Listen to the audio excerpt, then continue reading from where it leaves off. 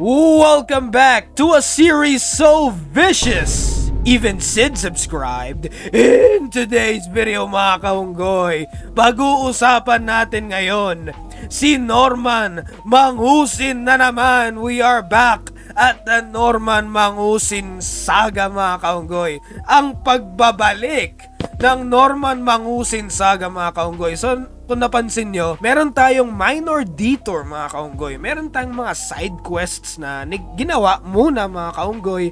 And actually meron pang isang side quest na hindi ko pa nagagawa. And soon gagawin ko yun mga kaunggoy. Basta makuha ko yung mga dapat kong yung mga information na dapat kong makuha mga kaunggoy. Pero that's besides the point mga kaunggoy.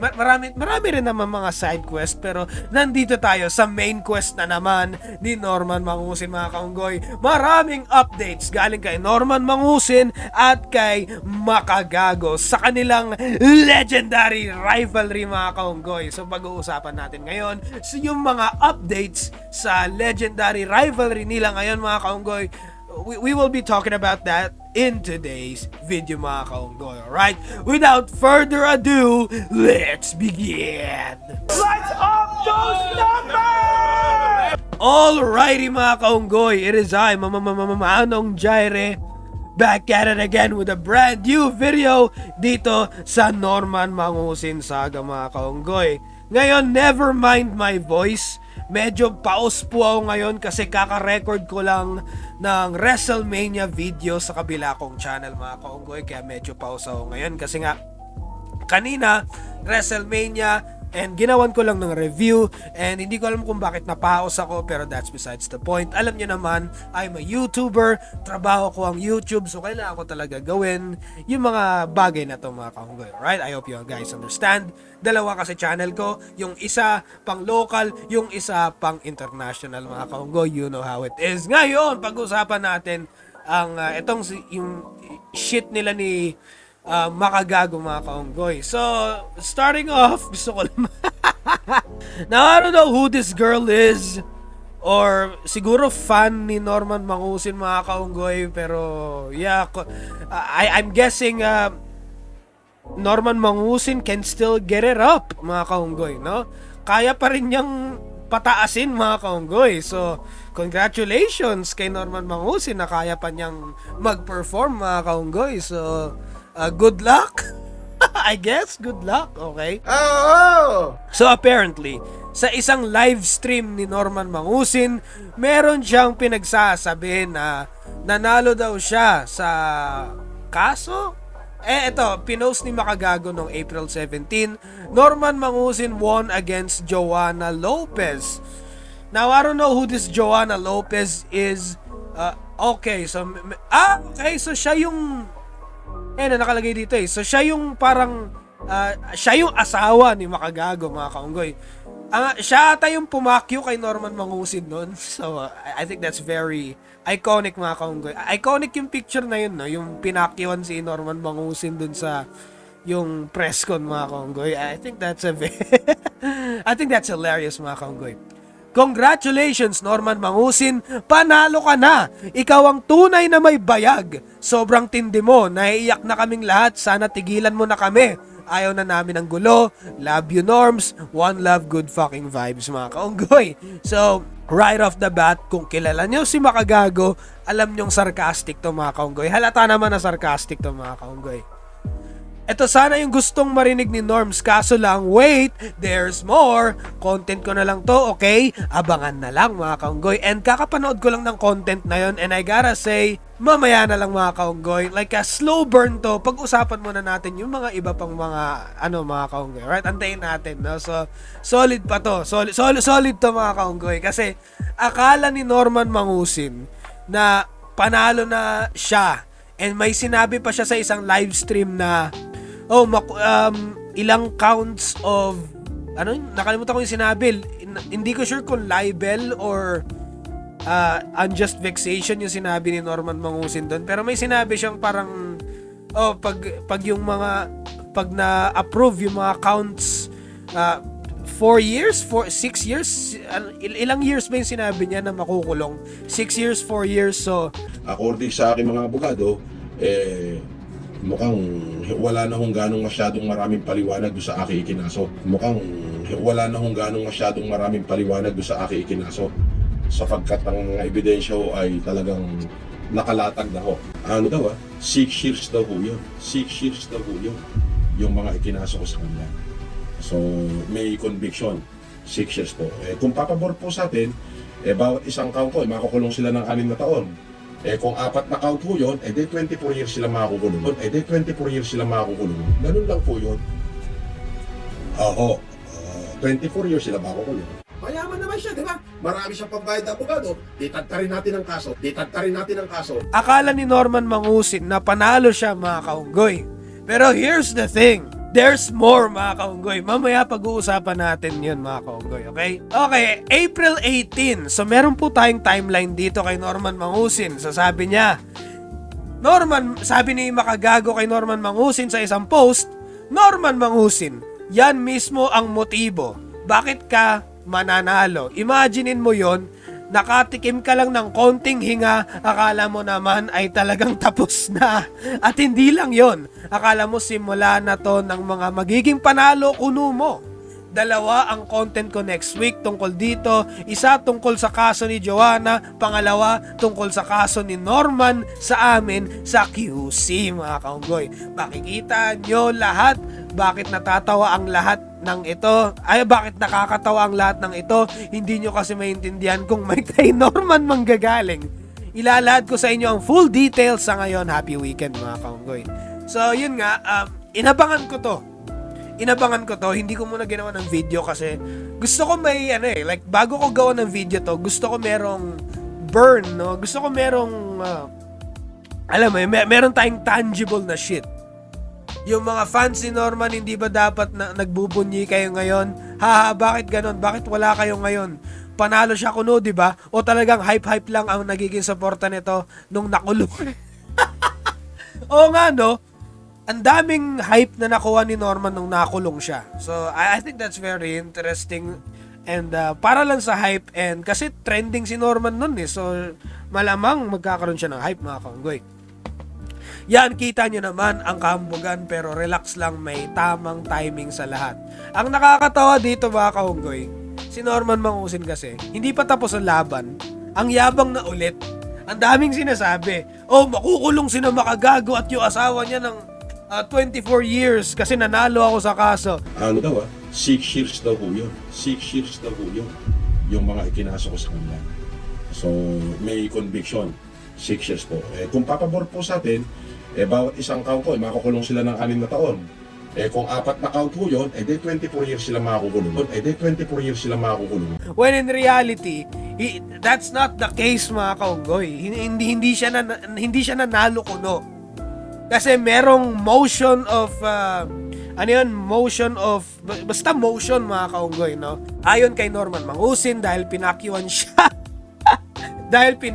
siya sa mukha ng babaeng binastos at binaboy niya online. Well, merong mga clips din doon mga kaunggoy. Yung pambabastos ni Norman Mangusin doon kay Joanna Lopez mga kaunggoy, no? Doon sa yung sa press con, di ba pinakyuan siya?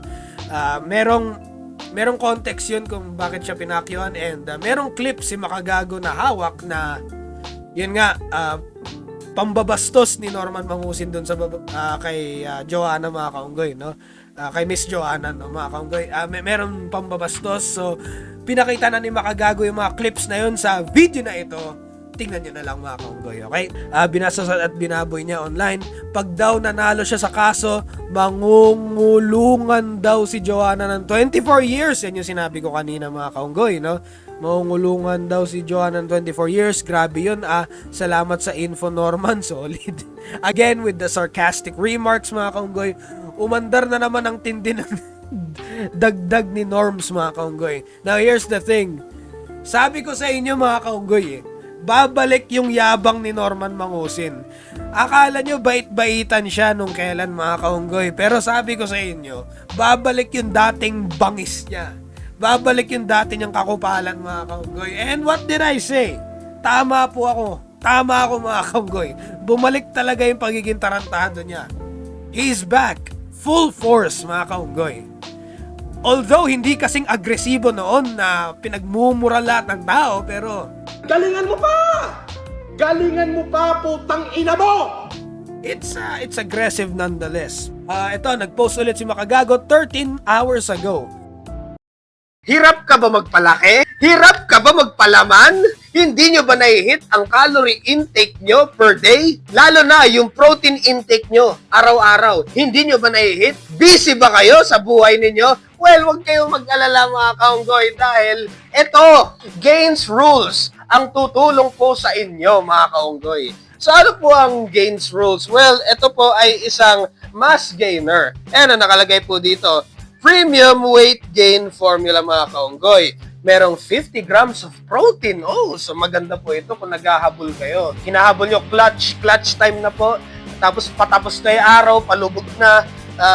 Pwede nyo habulin, no? 50 grams of protein. Merong 1,250 calories mga kaunggoy. Para na kayong kumain ng isang meal mga kaunggoy. So, okay po ito. Lalo na, ito paborito ko, 50 grams of protein. No? Kailangan po natin yan. Lalo na kung may goals tayo ng muscle gain mga kaunggoy. So, bakit ako mahilig sa mga ganito mga kaunggoy? Sa mga mass gainer? Well, convenient kasi ito. They provide a quick and convenient way to increase your protein intake, especially for those with busy lifestyles tulad ko or dietary restrictions.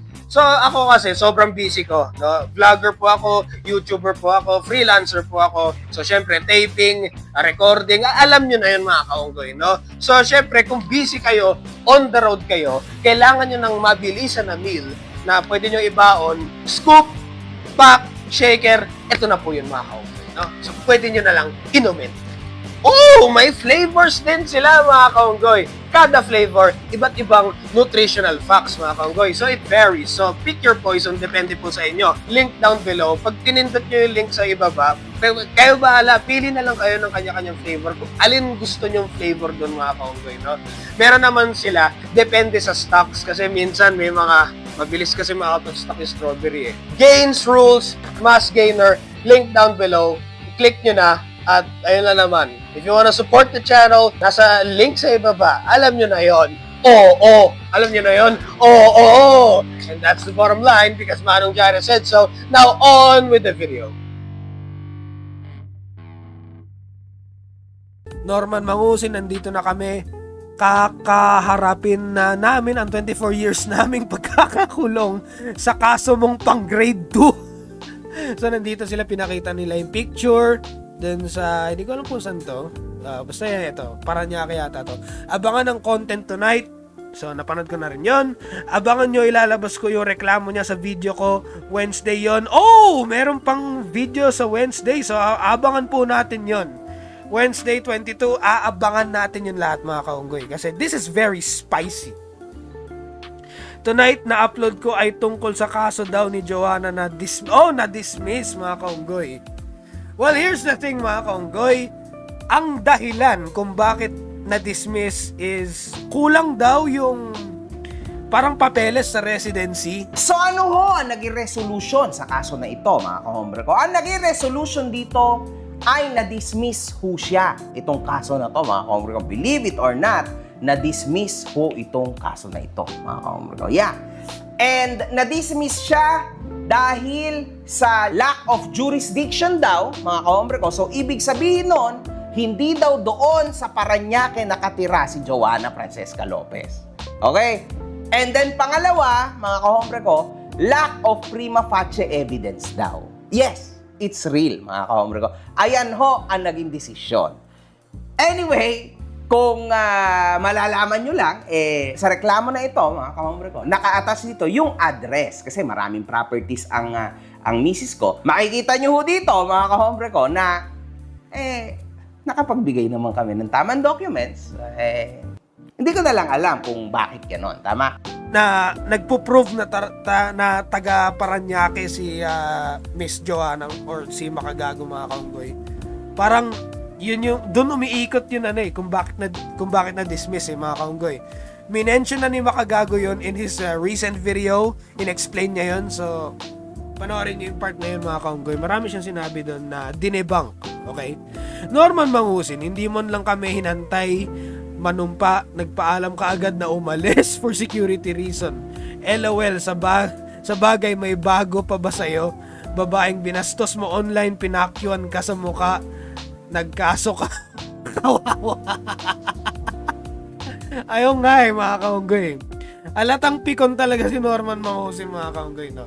Okay, in this video mga kaunggoy. So, si Makagago, nag-refile siya. Hindi siya sumuko, no? Para ibaon talaga si Norman Mangusin mga kaunggoy. As you can see, Norman, ito ay galing sa CICC. Bagong Pilipinas, obviously. Certification of Authenticity. Alam mo, Norman, ito yung bilang ng videos mo na pina-authenticate namin sa CICC. 1, idulo natin. Tingnan mo kung gaano katinding effort nito, Norman. 347. Ito. Yan o. Kita mo? Kita. 347. Now, 347 videos yon, Norman. 347. Ganon karami, no? Alam nyo ba kung bakit ko nilive yan? Kasi may idea na rin kami na hindi aangat itong MR na to. So, meron siyang 340 plus videos na naka-ready. Parang may inauthenticate siya na sa CICC na 340 plus videos ni Norman Mangusin na balak niyang i-refile mga kaunggoy, na merong complete documentation, complete requirements mga kaunggoy, para talagang durog na durog si Norman Mangusin mga kaunggoy. And meron din sinabi si Makagago na wag daw muna natin durugin masyado si Norman Mangusin, kasi pag si Norman Mangusin tuluyan ng nakulong, wala na tayong paglalaruan. Wala na tayong pagkakakitaan mga kaunggoy. So, parang enjoyin muna natin to mga kaunggoy. Slow burn nga eh. Alam ko maraming naiinis na, bakit si Norman Mangusin hindi ginanto, ganyan? Bakit hindi na yung kaso? Galit kami kay Norman Mangusin, ganto, ganyan, bla bla bla. Naiintindihan ko, maraming galit kay Norman Mangusin, pero you have to understand, may mga requirements talaga sa mga government, kineme, may requirements, may mga kailangan gawin, may mga papeles na kailangan ayusin mga kaunggoy. Alam nyo na yon. Pag may nilalakad na papeles, kailangan kompleto lahat, and unfortunately, merong mga kulang at hindi na authenticate and blah blah blah blah blah mga kaunggoy. So, normal lang yon. Pero here's the thing, like, look on the bright side. At least, may entertainment pa tayo kay Norman Mangusin mga kaunggoy. May update pa to. Sabi nga ni Makagago may i-upload daw siya sa Wednesday. So, antayin natin yung mga kaunggoy. Antayin talaga natin yung mga kaunggoy. And hopefully, nandito pa tayo. At hopefully, hindi pa sumabog yung buong mundo. At nandito pa tayo lahat pag nilabas natin yun mga kaunggoy. Alright? So, ayun na, bagong update sa Norman Mangusin saga mga kaunggoy. Sa Makagago versus Norman Mangusin saga mga kaunggoy. Okay, so ayan, grabe, ang tagal na nitong labanan nila, and hanggang ngayon naglalaban pa rin sila. Anyway, what are your thoughts on all this? Like, put in the comments below and let me know mga kaunggoy, ano ang opinion nyo sa lahat ng ito. And that's the bottom line, because Manong Jaire said so. Kita-kit sa Wednesday. I gotta head out.